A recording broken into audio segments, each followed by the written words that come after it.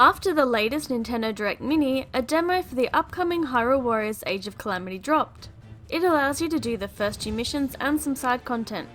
After the first mission, you can play it in split-screen co-op for 2 players. The opening cutscene starts during the Calamity where Hyrule is overrun with guardians.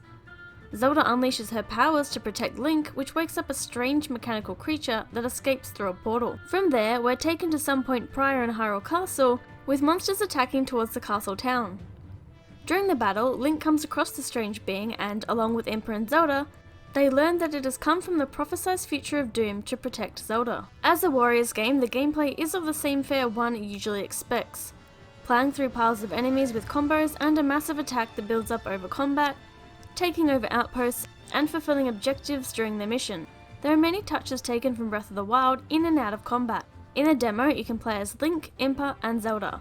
They all have their own movesets and weapon types, like Link shield surfing through enemies and Impa's Kodachi. They also have unique actions such as Link shooting arrows or Impa absorbing power to unleash clones of herself, and honestly I'm thinking she might be a little OP. All the characters have access to the Sheikah Slate abilities of Remote Bombs, Magnesis, Stasis and Cryonis that can be used to counter enemies or create environmental effects. A fun thing to do is using the Paraglider to attack enemies mid-air. Another mechanic taken from Breath of the Wild is the Flurry Rush, where after a perfect dodge you can attack in quick succession to break down the guard of your opponent. As has become standard in some recent Warriors games, tougher enemies have a weak point gauge that you must break to stun them so you can deal real damage.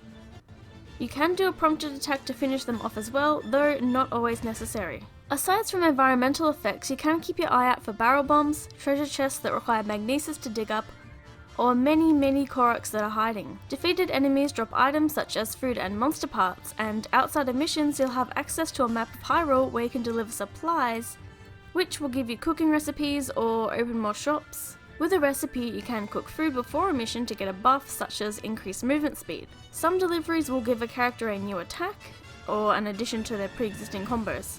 The blacksmith allows you to forge weapons together, increasing their stats and giving them extra attributes like dealing more damage at full health. Challenges outside of the main missions are available, allowing you to level up characters without having to redo a whole mission. Plus, you get to muck around with the combat a bit more. We did have an issue with the enemies respawning in a kill 300 Lizardfloss challenge, as we had a minute left and couldn't find the last until nearly the last seconds, as they didn't spawn when we ran past them prior.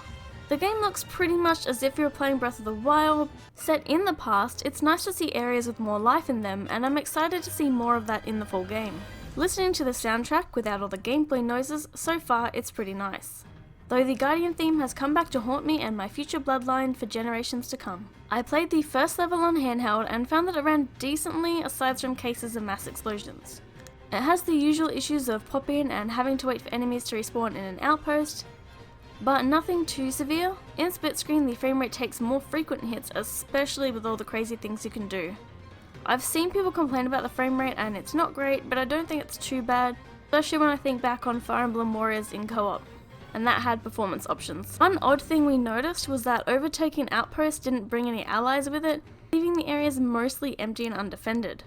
I found the aiming a little annoying, while my boyfriend thought it was outright atrocious and never wanted to use the bow again. It's definitely not as smooth as it is in Breath of the Wild.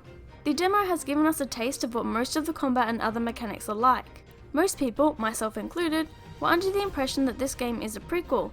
Yet after watching the opening cutscene a second time, I think the time travel shenanigans will take the story in a different direction. I'm hoping for more mission types and different bosses. As the original Hyrule Warriors has so many characters and variety, I hope what's in here can compare. So far, the combat's pretty fun and I'm looking forward to the full game. Hyrule Warriors Age of Calamity releases for the Nintendo Switch on the 20th of November. Maybe after that we'll finally hear something on Persona 5 Scramble. Your save data from this demo carries over to the full game, so give it a shot. Bye! This is truly an unjust game. Your chances of winning are almost none.